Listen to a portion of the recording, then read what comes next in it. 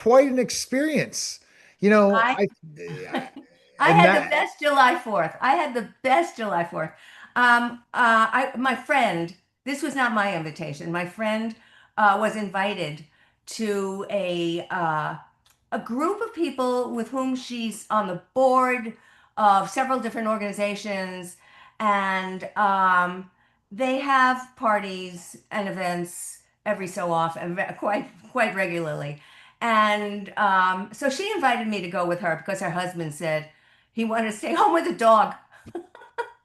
So he works very hard, and he was exhausted. He works very hard. Anyway, so here we were. I knew not one person.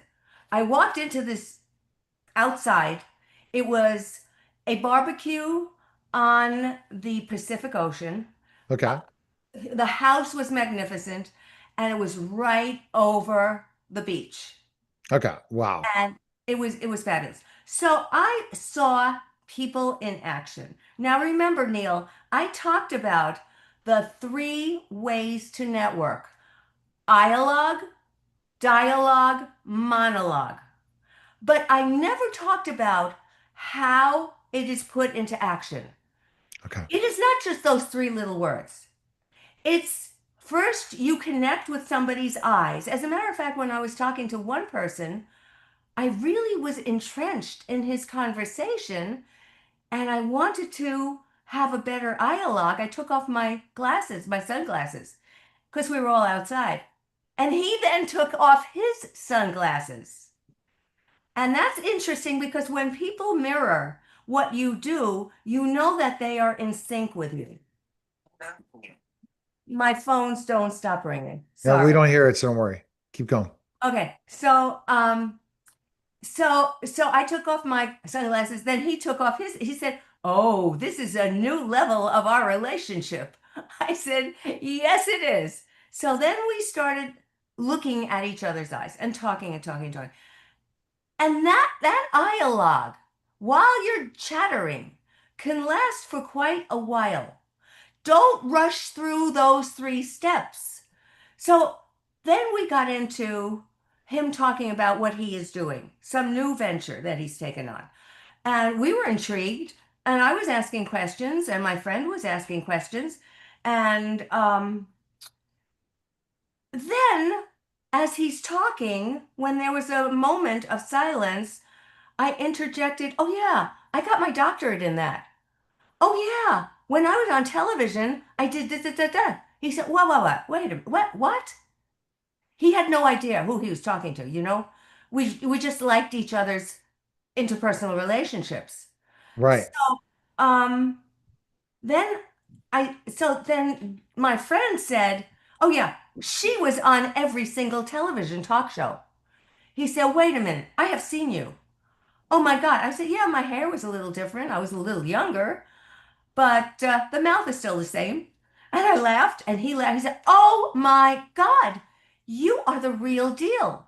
Now, understand, he was talking about what he was doing, and I was interested in what he was doing. I'm always curious to find out what people are doing.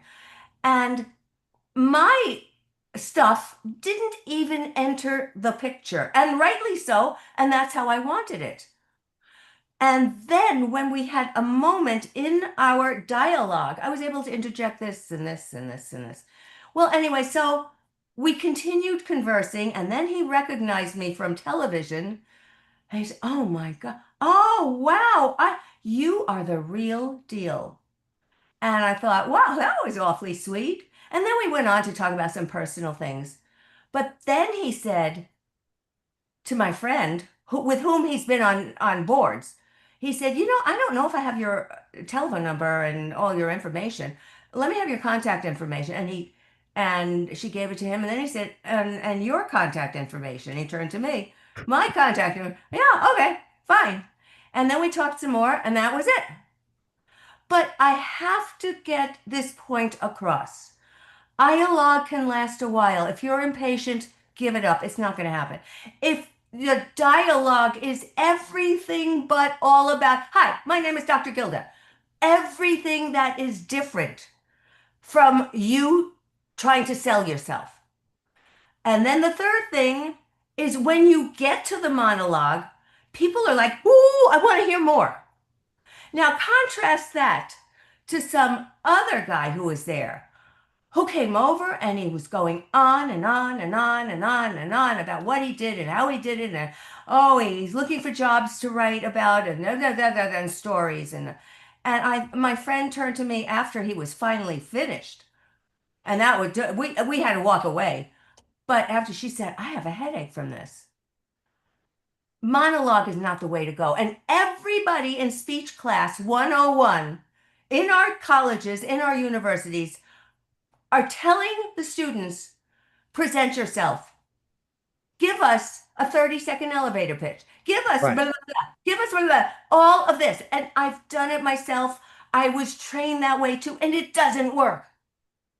And So, the third but so unless somebody asks you that question, you got to be prepared for that answer. bingo, that I keep saying bingo to you. I see on all these videotapes. That's right. You are absolutely right. Unless somebody asks you the question, nobody's going to ask you the question because everybody's walking around in some egocentric bubble. But it's not going to ask you a question unless you ask them an enticing question that they then can respond to. And suddenly they're looking at you as somebody who is insightful and has connected dots that nobody else who you're talking to is connecting. That's the funnest part of all. This is fun. Everybody thinks that they're under the gun.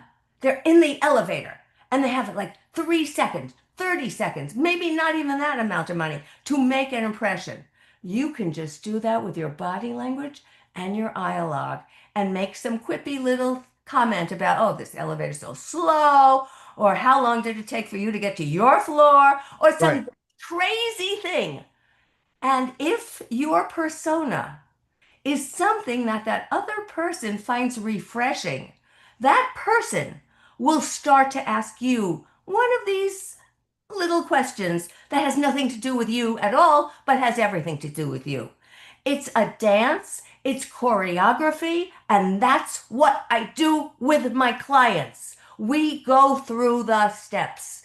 I can write 1,000 books. I've only written 19. I could write 1,000 books and say, okay, here are your 3 steps to networking. Dialogue, monologue. And then they think, okay, I know those things. No, it's the way, it's the body language, it's how you choreograph this next step that's going to get you major business and going to get you an invite back. See, the thing I have already for me is being 6'10", former Yeah, professional wrestler. I already have right. something interesting, just like Dr. Gilda. We come here, we already have something intriguing. We don't have to say much. We just have to really be interested in their story. But Neil, you cannot start out saying, "Hi, obviously you see how tall I am. I used to be a professional wrestler." No! No, see, here's First, the problem is that's what we do on social media, and we can't do that either. Both listen, ways don't work. Social media is saying, hi, I'm the greatest thing since sliced bread. I'm glad you met me. Unless instead of saying on social media, I'm so excited this is happening to me.